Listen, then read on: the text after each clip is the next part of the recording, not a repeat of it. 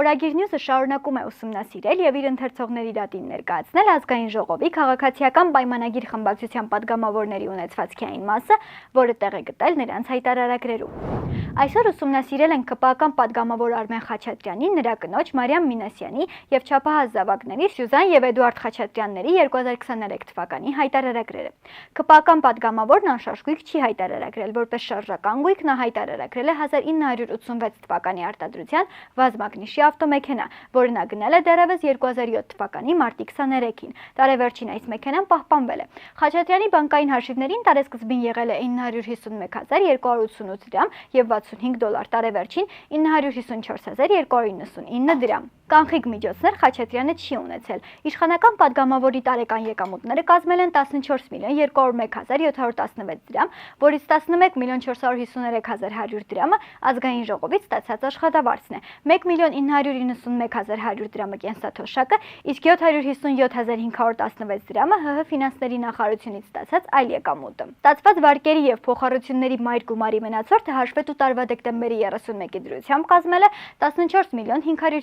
14.557.577.38 դրամ։ Խաչատրյանն իր եկամուտներից 14.425 դոլարը եւ 5.602.237.25 դրամը հատկացրել է վարկի մարման ուղղված վճարումների։ Падգամավորի կինը Մարիամ Մինասյանը շարժական եւ անշարժ գույք չի հայտարարագրել։ Նրա բանկային հաշիվներին տարեսկզբին եղել է 159.500 դրամ, տարեվերջին 538.798 դրամ։ Մինասյանն ունեցել է նաեւ 2 միլիոն դրամ կանխիկ գումար, որը տարեվերջին նույնությամբ պահպանվել է։ Վերջինիս տարեկան եկամուտը կազմել է 5.197.620 դրամ, որը ԿԳՄՍՆ ենթակայության տակ գործող Երևանի պետական հումանիտար քոլեջից ստացած աշխատավարձն է։ Падգամավորի չափահաս դուստրը Սյուզան Խաչատրյանը նույնպես շարժական եւ անշարժ գույք չի հայտարարագրել։ Վերջինիս բանկային հաշիվներին տարեսկզբին եղել է 3.813.1 դրամ, տարեվերջին 4.656 դրամ։ Նա ունեցել է նաեւ 500.000 դրամ կանխիկ գումար, որը տարեվերջին նույնությամբ պահպանվել է։ Հաշվետու տարում падգամավորի դուստրը եկամուտներ ու ծախսեր չի հայտարարագրել։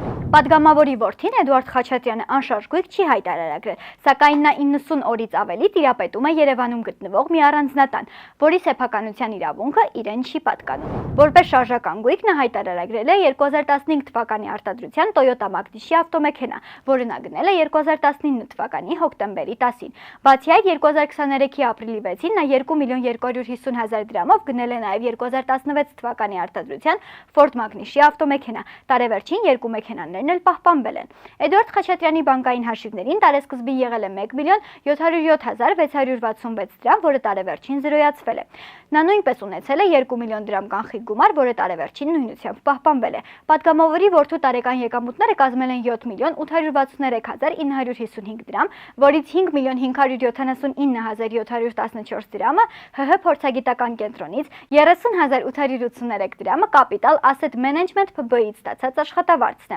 1.5 միլիոն դրամը Ոմն Բագրատ Հակոբյանից ստացած փոխառություն է, իսկ 753.358 դրամը պետական եկամուտների կոմիտեից ստացված այլ եկամուտ է։ Ստացված վարկերի եւ փոխառությունների մայր գումարի մնացորդը հաշվետու տարվա դեկտեմբերի 31-ի դրությամբ կազմել է 43.102.000 դրամ։ Վերջինս իր եկամուտներից 6 միլիոն դրամը հատկացրել է վարկի մարման ուղղված վճարումներին։